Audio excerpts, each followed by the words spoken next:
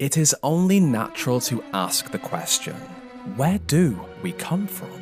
Here at the Friends of Albion Historical Society, we have been granted access to Brian Bifford's upcoming book, Albion, a biography. Through his many ramblings, Bifford explains the history of Albion, along with the countless tales, legends, and half-remembered stories that surround them. In this first extract, presented in collaboration with the fine print shop in Bowerstone, we turn our attention to the origins of Albion itself and to the tales that claim to explain how it all began. There are many tales of what came before the Age of Heroes, but as the centuries have passed, those stories travelled by word of mouth, changing with every retelling. New details appeared, places shifted, names were forgotten, replaced, or perhaps invented entirely. Brian Bifford, nevertheless, did his best to dig beneath those layers and uncover what he believed to be the true history of Albion. And like many of us, he was not willing to accept every ancient claim simply because it had survived long enough to be called tradition. He questioned the stories he encountered, their origins, and whether there was any truth left buried beneath them. One such tale claimed that a giant sighted Albion upon a mountain, but even this ancient explanation leaves us with more questions. Where did the giant come from? Where did the mountains come from? Every origin story must begin somewhere. Yet, the further back we search for that beginning, the more the answers seem to disappear, leaving only another question behind. There is, however, a far more common tale, or perhaps legend would be the better word, one that almost everyone in Albion knows, the story of the Court of Blades. According to the old tales, Albion was once a verdant land of almost uncompromising beauty, a gentle, flourishing world brimming with promise and potential, inhabited by a thriving human population. But places of beauty rarely remain untouched. Where there is something of value, there will always be those who seek to possess it, reshape it, and ultimately control it. For Albion, that threat came in the form of the insidious Court of Blades. This consisted of the Queen of Blades, the Knight of Blades, and the Jack of Blades. These were entities said to have come from another realm, each wearing a mask that concealed their true and terrifying form. And beneath their reign, Albion changed. Its people were subjected to an age of suffering, torment, and misery. It was during this period that three otherwise ordinary humans suddenly developed an extraordinary command of magic. The first was William Black, later remembered as the first hero, followed by the heroes of Blood and Bower. To the people of Albion, they were looked upon as heroes, figures who might finally be capable of driving the otherworldly rulers from their realm. Through what would become known as Will, William Black and his two acolytes learned to channel this power, eventually taking the fight directly to the court and challenging them within their own castle. There, William Black, Bower, and Blood fought the court using the heroic disciplines of skill, will, and strength. What exactly occurred during that confrontation has become difficult to separate from the stories that followed, though Jack of Blades' weapon, the Sword of Aeons, appears to have been lost during the conflict. Whatever the finer details, the result was clear. The Court of Blades was defeated, and its rule over Albion came to an end. What followed was a period of peace and prosperity from which the Old Kingdom eventually emerged. It was a kingdom ruled by the heroic class, men and women whose power now placed them above ordinary people, and who took upon themselves the responsibility of preserving the peace their predecessors had fought to establish.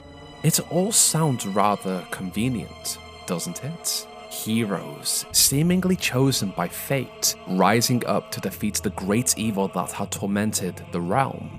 a clean beginning, a clear enemy, and a victory upon which an entire kingdom could be built. But history is rarely so dependable. Anyone can tell a story, anyone can write an account of what they claim to have witnessed. Give that account enough time, enough repetition, and enough authority, and eventually it becomes history. Other writings discovered from the Old Kingdom period suggest a very different version of events. According to some of those accounts, it was not the trio of heroes who saved Albion at all, it was Jack himself. They describe Jack as an entity of immense power who turned against the Knight and Queen, betraying the other members of the court and bringing their rule to an end. Yet, even that is not the only version preserved in the surviving writings. Other Old Kingdom scholars uncovered accounts claiming that the court was never defeated. Instead, they simply grew bored with Albion and left willingly, abandoning the realm in search of new lands to conquer and new peasants to torture. If those accounts are to be believed, the Court of Blades was not destroyed. They may still return one day. That is, if they ever existed at all. You see, dear listener, you should never believe everything you are told. For almost every account, there is another document somewhere that presents the same events in an entirely different light. Mr. Bifford himself believes that the old tales of an old demonic queen, her knight, and the Jack were inventions of the Heroes Guild, a story shaped and repeated by the heroes themselves in order to justify their position, legitimize their role, and give the people of Albion a convenient enemy. If that is true, then the accepted story of the Court of Blades begins to look rather difficult. Perhaps the court and the trio of blades were not opposing forces at all. Perhaps they were one and the same. Powerful entities who arrived in Albion, became a part of the population, and over time, rewrote the circumstances of their own rise into something far more heroic.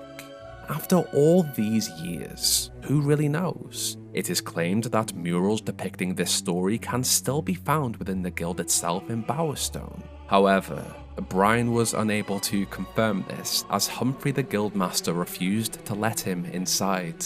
What is he hiding in there? So, I suppose we are back to where we started. We still do not know how Albion truly began, or where heroes came from in the first place. But then again, who believes in fairy tales anyway?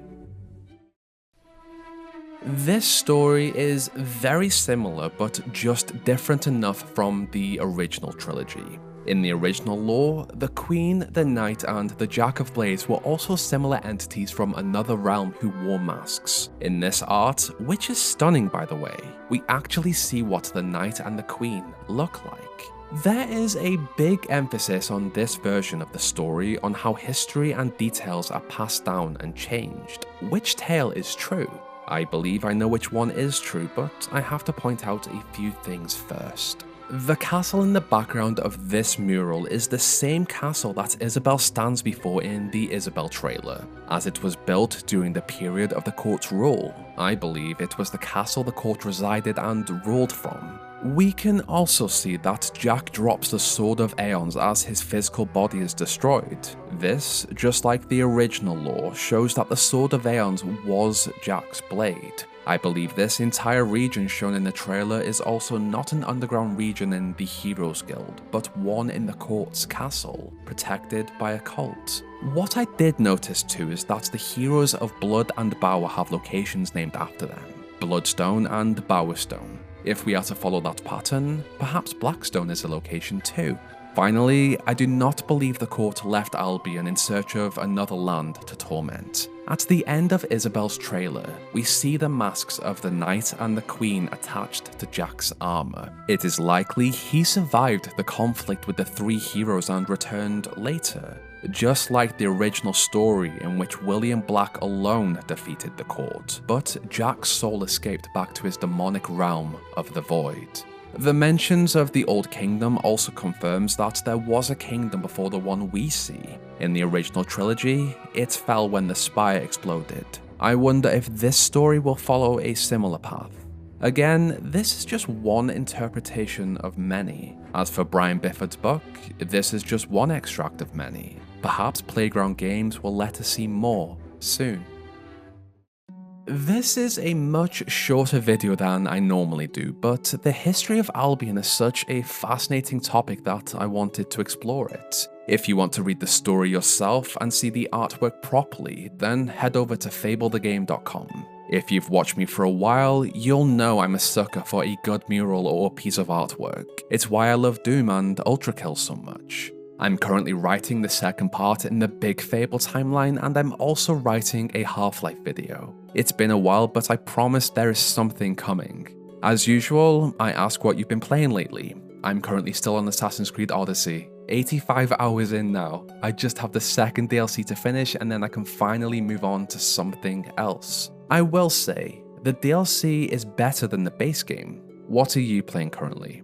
If you enjoyed this exploration into the origins of Albion in the Fable Reboot, why not check out this timeline on the events of the original Fable, or this one on Jack of Blades himself? Thank you so much to my patrons and channel members who are also whizzing by on the screen right now.